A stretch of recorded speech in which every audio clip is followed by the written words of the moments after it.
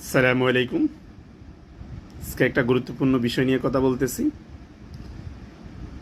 যখন কেউ বাড়ি করেন তখন কিন্তু কলামে রড যখন শর্ট পড়ে, হাইট যখন কম হয়, যখন আমাদের জোড়া আসবে সেটা আমাদের ছাদের টপ থেকে 2.5 ফিট উপরে, ছাদের বটম থেকে 2.5 ফিট নিচে, মাঝখানে অথবা মিডলখানে আমাদের ল্যাপিং দিতে হবে। ল্যাপিং কিন্তু এক জায়গায় দেওয়া যাবে না, অল্টারনেট করে দিতে হবে।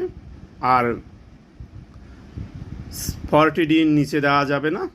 আমাদের 40D মানে এখানে আমাদের হচ্ছে 16 mm ডায়ের জন্য, 500 রডের জন্য আমাদের 640 মিলিমিটার ল্যাপিং দিতে হবে, অর্থাৎ 2 ফিট 1 ইঞ্চি। এই বিষয়টা সবাইকে খেয়াল রাখতে হবে, সেটা দেখাচ্ছি। কলমে কিভাবে ল্যাপিং দিতে হয় দেখুন। এক জায়গায় ল্যাপিং দেওয়া যাবে না, এটা ভুল। আমাদের ভিন্ন জায়গায় ল্যাপিং দিতে হবে, তখন আমাদের ঠিকমতো স্ট্যান্ডটা পাবে।